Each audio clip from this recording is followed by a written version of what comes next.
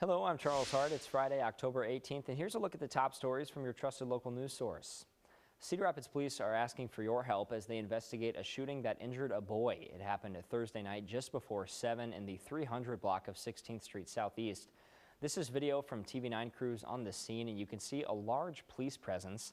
Police say the boy was shot in the leg. Police are asking any witnesses or anyone with information to call them.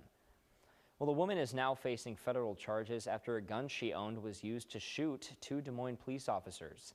Officers Jacob Bokoff and Cade Moritz were injured in the shooting in September.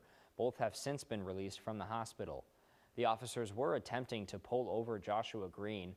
Police say Green drove away, later causing a crash and refusing officer orders to get out of the car. Green pulled out a handgun and shot officers. They fired back, killing him.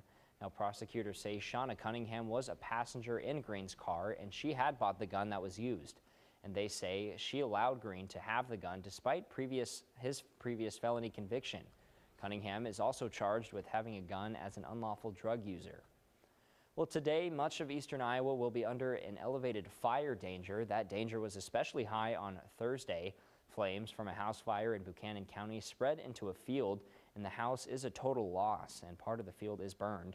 Now, the homeowner wasn't home at the time of the fire. Unfortunately, nobody was hurt, and firefighters also responded to a nearby combine fire at the same time. And there will be an elevated fire danger today from 11 until 7 tonight. Well, after crashing Washington last week, the Iowa football team is looking to get its second win in a row. They're taking on Michigan State in East Lansing tomorrow night, and the Hawkeyes have not lost to the Spartans since 2017. Kickoff tomorrow is at 6:30.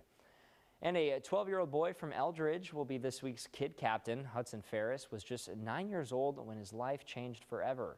Hudson was diagnosed with a rare stage 4 pediatric cancer 3 years ago. His mom said he had symptoms like aches and fatigue out of nowhere. So after some testing in the Quad Cities, Hudson was sent directly to the University of Iowa Healthcare Stead Family Children's Hospital. Now, years later, Hudson is back on the University of Iowa campus in a different way.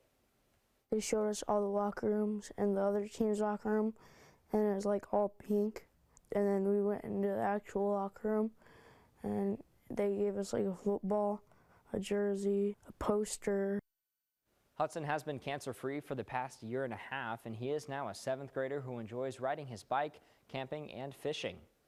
And for all the latest headlines, download the KCRG TV9 News app. You'll get breaking news alerts and can watch stories and newscasts when it's convenient for you.